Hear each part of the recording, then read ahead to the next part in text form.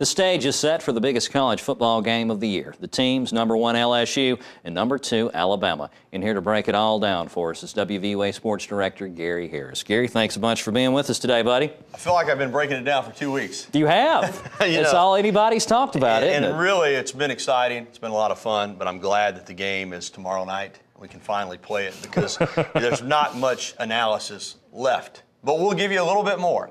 And I'm going to start with the defenses, Danny. And we know that Alabama is #1 in the nation in total defense. LSU is #4. Scoring defense, Alabama is #1. LSU is #3. But, you know, as much credit as LSU's defense has gotten this year, they've got some incredible playmakers. They convert turnovers into touchdowns. Alabama's defense has been unbelievable. To lead the nation in total defense, run defense, be second in pass defense, first in scoring defense, and this is the number that jumps out at you. Alabama's given up 55 points in 8 games. That's less than 7 points a game. Now, LSU, as I mentioned, 3rd nationally in scoring defense, but they've given up 11.5 points a game, which is phenomenal. But in this era of offense, the way teams score points, to give you an example, Alabama's given up 55 points for the season. There are 14 teams in Division I football that have given up 55 or more in a single game. Wow. So it's just, it's hard to believe that either one of these offenses are going to have a big, big day. Having said that, because Alabama's defense has been so dominant, Danny, it's easy to overlook the fact that Alabama, and you may not even know this, is first in total offense and scoring offense in the SEC. Really? Yeah. Because the defense gets all the Right, attention. but offensively they've been explosive. They're averaging nearly 40 points per game. They're averaging 457-plus yards per game. LSU now is second in scoring offense. They're right behind Alabama at 39.3 points per game. A lot of their points, though, have come from the defense in the kicking game, but they still count. But in total offense, LSU is 6th in the league, right in the middle, which tells me they're not quite as explosive as Alabama. But still, a lot of people point toward the fact that LSU has beaten Oregon on a neutral field out in Fort Worth, Texas.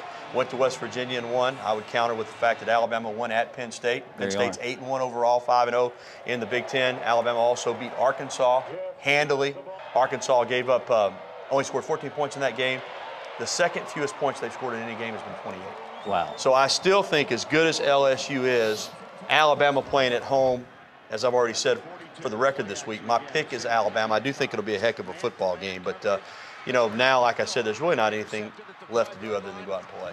I hear you. And there's so many stories that surround this game, but one of them that fascinates me is Trent Richardson and his unofficial run for the Heisman Trophy. Now, Andrew Luck last week had a great comeback at the end of a colossal mistake in the Stanford game. What does Trent need to do tomorrow to put himself in a prime position? Well, if he had a big game, that would help. Like I said, LSU's 3rd nationally in run defense. So the thought that you would get 100 yards against them is not, you know, it's not going to be easy to do that without a doubt. But if he had a big game against LSU on the ground, then obviously his Heisman campaign would take a huge boost. Short of that, you know, just doing all the things that he usually does, you know, run it when he's asked to run it, catch it when he's asked to catch it. You know, he's great in pass protection when people blitz, and that's going to be an important part of the game. But if he has a huge game on the ground, I think he might pass Andrew Luck in the race for the Heisman. But still, his main focus is to win the football game. And I like what he said earlier in the week, Danny.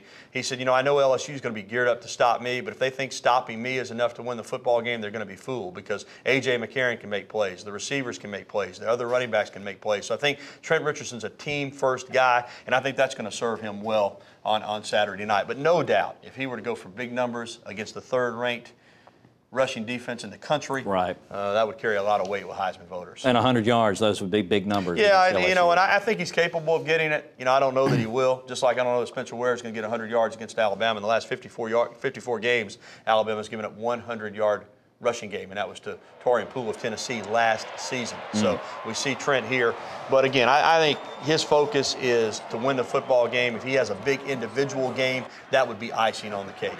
I don't want you to give away your fearless pick, but is this going to be a close game, or do you think there's some separation? Well, you know, everybody thinks it's going to be a close game. I've seen this so many times when it's built up and then somebody goes out and blows the other team out. In this case, I don't think that'll happen. I do think it'll be a close game. I don't mind giving you my pick because I've already given it earlier this week. Oh, okay. Well, go ahead then. TV, and you know, I'm going to give it to Alabama 23-13. I still think it's going to be a defensive-minded game. I don't think either team wants to make mistakes. I think they're going to play it rather conservatively unless one team gets down by a substantial margin. And in a game like this, substantial margin might be 10 or 13 points. If that were to happen, then I think you might see that particular offense break out the trick plays or try a fake punt or fake field goal or something like that. But it's going to be a great football game. Real quickly, let me mention, because Alabama and LSU have gotten so much ink.